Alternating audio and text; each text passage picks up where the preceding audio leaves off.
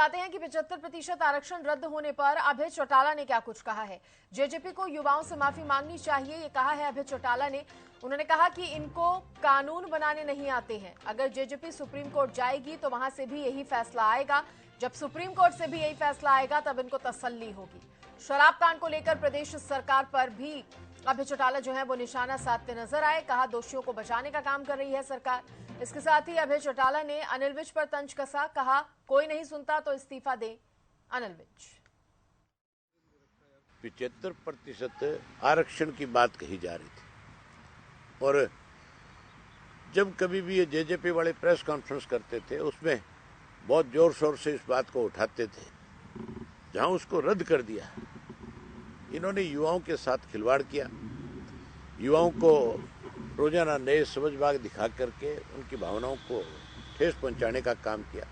अब इनको इस बात के लिए माफी मांगनी चाहिए कि हमें कानून बनाना नहीं आता। जो जेजेपी से संबंध रखने वाले लोग हैं या कांग्रेस से संबंध रखने वाले लोग जिनका सत्ता में भी,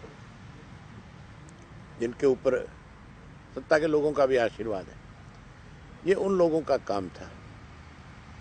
वो लोग बेच रहे थे, केवल उनको पकड़ा गया है। उनको बचाने के लिए मैंने अखबार में पढ़ा था कि उन बोतलों में से फिर सैंपल लिए गए और सैंपल लेकर के ये दर्शाया गया है कि ये जो सैंपल है इसके अंदर कहीं भी शराब की उसमें जहरीली कोई ऐसी चीज नहीं आ रही जिसकी वजह से मतलब उसका सैंपल फेल किया हुआ उन्होंने। कैसे उनको भी बचाएं, इसके लिए भी ये लोग इस काम में अभी से लग गए। इसलिए जरूरी हो गया कि उसकी जुडिशियल इंक्वायरी ही हो। गृह मंत्री की कोई भी बात पे कोई आदमी विश्वास नहीं कर सकता।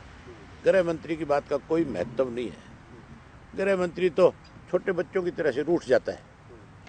बात बात पे डिपार्टमेंट में फाइलें वापस भेज देगा, फाइलें देखनी बंद कर देगा, फाइलों के ढेर इसके दफ्तर में लग जाते हैं। उससे किसका नुकसान है?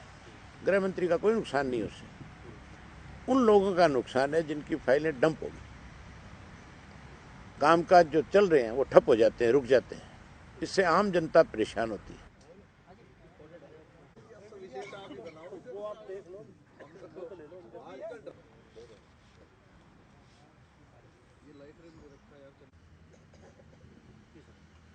शुरू कर लें।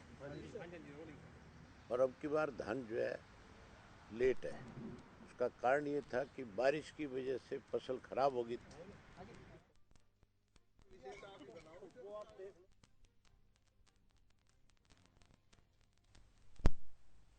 और इस बुलेटिन में इतना ही। आप देखते रहिए हरियाणा न्यूज। नमस्कार।